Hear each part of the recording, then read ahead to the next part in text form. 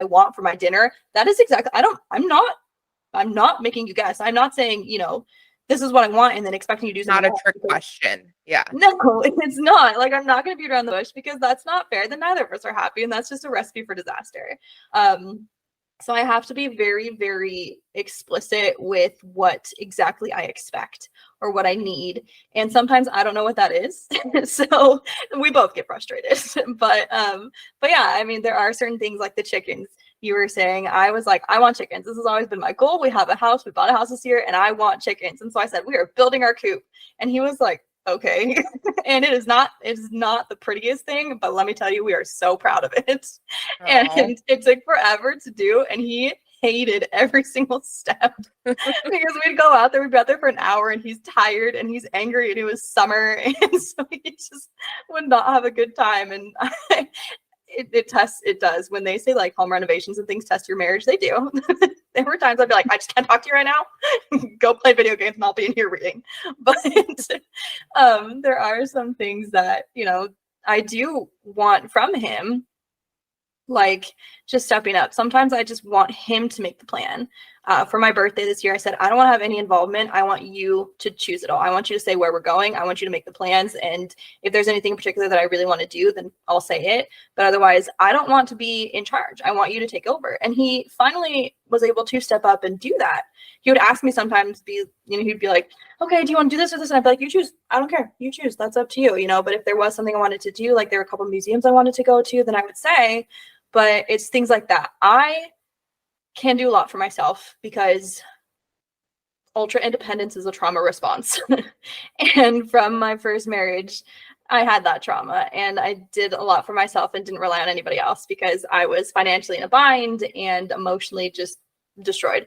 And so I've made sure that I don't need anybody for me to get through life and for me to take care of myself. But it is nice to have that person there with you to just be your protector, and sometimes that's protector of your emotions over protector of your home or anything.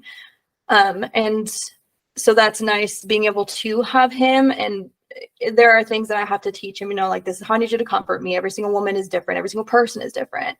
This is what I need from you for this or I need from you for that. So those are things that, we're working through and we're figuring out, but those are things that personally I need, but also I want to be the breadwinner of the family. I would rather he be a stay-at-home dad with our kids, any potential future children, and I'd be the one who, works and who brings home the money because I like to do that. And I like to not have to rely on somebody else for money and for, making the living and paying our bills, whatever else. I like to be able to do that or at least split it with him. So for me personally, that is something that I prefer. And he's okay with to an extent. He's like, I have to have something. I'm not just going to stay home all day with, children. But I mean, that's something that, even he's okay with. That works for us. Yeah, I think you made a good point there when you talked about, the way you wanted to be comforted and stuff. And that, goes back to like love languages and how everybody has their own love languages.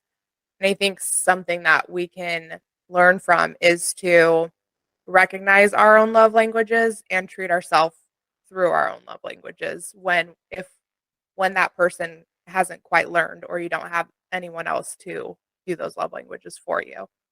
And I think that goes right along with buy yourself the damn flowers. If you want gifts, give yourself gifts. Yeah. Yeah. Being here, like I've noticed that one of the things that I started doing when I moved to Florida was I started going to like different state parks. And Florida has like tons of state parks. You can't go drive like 30, 40 minutes without hitting a state park somewhere. And so like I would just start going to these state parks and I just start going on little hikes and stuff by myself. And I was like, would I have preferred to do that with like have somebody like a friend or someone to go do that with? Yes. But like I would rather just go out. I just want to go out and like experience it and go to these different places and then I can say, "Oh yeah, I've been to that park. Oh yeah, I've been to that park." And like it's kind of fun. Almost like a little checklist of like I've been to this park and I've been to that park and like have you guys been to this park? Like it's just like for me it became like it was just like a little like checklist like game thing too as well. Like something for me to go out in nature and do by myself and also like something to be like if people like brought it up, I could be like, yeah, I've been there. Have you been here? Like, have like how like what is this experience like for and like something that you can talk about as well. So like I don't know, it's one of those things that I've enjoyed doing by myself and like I don't mind doing it by myself either. And so like because not everybody are hikers and it turns out that a lot of people aren't really hikers and like when you don't live in the West, a lot of people are not regular hikers. Yeah. And that becomes a thing where, you stop being like, hey, I really like to do that. You like to do it too. Someday, let's do this. And if you take initiative doing it yourself, then it's easier for people to join in and easier for people to add on top of two things that you enjoy and they know that you enjoy it. So it's like they just contribute to that. And it's really helpful just to start learning that and understanding that with yourself.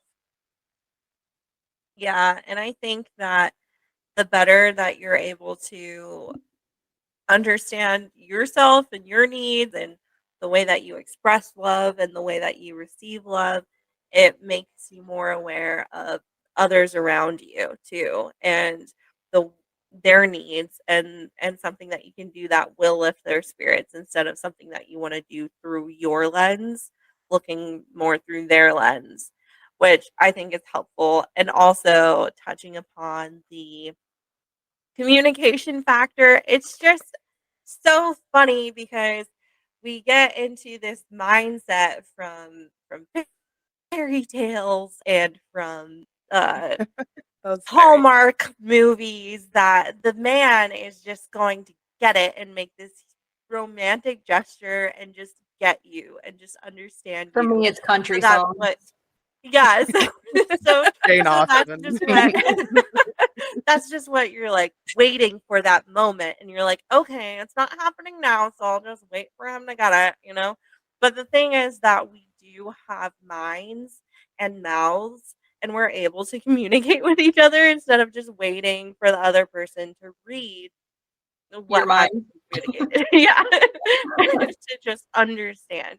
And so that's something, yeah, that we could do a lot better, I think, as As much the as I want society. to, it's not going to happen. And it's so Yeah, yeah. frustrating, but it's not going to happen. And that's the thing. There are some men out there on social media or whatever who really are just so giving and just so understanding and receptive. And so you see them and you're like, why is my man not like that? Right. But that's just not it's not that common, honestly. So it's just being able to be like, okay, like I'm not reading their minds and they're not reading my mind. And so let's talk about you know, I've been waiting for you to get me those flowers. So Just get tell me him the you dang want the flowers. flowers. Yeah, yeah, yeah. Or just get them yourself because it's And not just his get 'em yourself. responsibility necessarily, Yeah. Yeah. Yeah. And definitely not saying like just do it yourself. We're not Nike, just do it. But also if it's something that will bring you happiness, it's okay to do it yourself. And if you feel like someone can't give that to you, it's okay to do it yourself and definitely okay to communicate that to other people that that's what you want from them. But, And just yeah, you know, and just for our listeners, the flowers aren't the flowers, it's not just flowers. This is a metaphor not for just everything. flowers. Yes. It's not just about flowers. But it is funny because I feel like there can be like so many actual real flower like examples too. I don't know. Oh, I yeah. think about like our parents and like one of the jokes our mom always like says, she says like our dad would buy her roses and stuff like earlier in their marriage and then she's like until he got tired and he just bought me a rose bush instead. Yeah. A life hack. And he Or bought a roses. rose bush. Bought Yeah. rose So bushes, but then you we could grew up collect your own always having flowers. roses, and I Yeah. love roses, and I did that when I moved here. I was like, I'm gonna get my own freaking rose Me bush. too. Yeah. Pro tip, if you don't want to buy her flowers, then plant a flower garden. Okay. Yeah. But it's her responsibility to keep it up. Although my husband did buy me flowers the other day when I had a really bad day and chocolates. Oh, that's Mm. awesome. He's sweet, sweet, because you've communicated enough that I'm assuming, that he can understand and take his own cues. That's beautiful. Yeah. And I think that the whole like love language and all that stuff thing applies like it applies on like a doing that with your husbands, like giving them like these communicating these things with them. Are they going to do it or not, you know? And so like it helps build that trust, right? When that you see that they are doing it consistently and you're like, all right, they are responding to me and I can like give them more tasks. And so then it like builds that trust. But I feel like it's also something that you see with friends. And like I feel like I've experienced this a lot with my friends, like learning the friends who I can like turn to them and ask them to see like, hey, I really need this thing. And the ones who do respond to it and the ones who are like, no, that's too much. Like, how could you ask that of me? And it literally like helps you weed out the toxic people, like regardless of like the relationship, right? But Yeah. but also that's so important for you to know. Like if that is something you as a friend are willing to give to someone else and if it's not. And so then, you just have different levels of friendships for sure. I do also want to mention really quick too, as far as since we're talking about the love languages, is sometimes it is good to realize that what your partner or even your friends are doing to show their love is their love language, and it is important to recognize like this is how they're showing me love this way because that's their love language. Just as much as it's important to have them do things to cater to your love language, it's important to realize that they're showing love to you through their love language too. Perfectly Actually said. Yes. Beautiful. reminds me of And a really like interesting concept that I want to bring up real quick.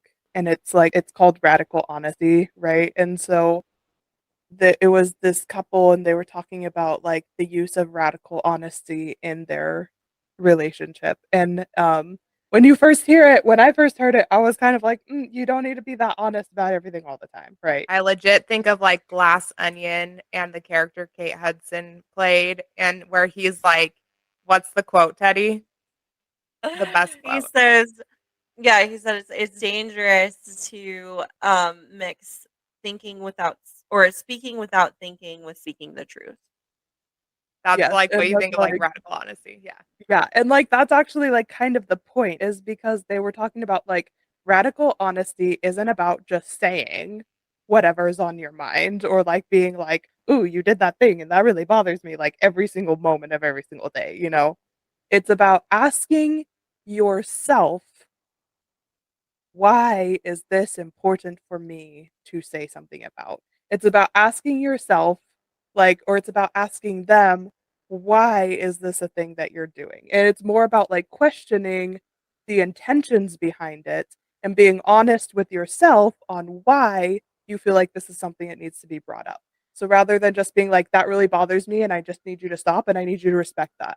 It's more of like a you need to be honest with yourself, like why is this a thing that bothers me? Like, where did this come from? How did I pick up this like feelings, behavior, whatever?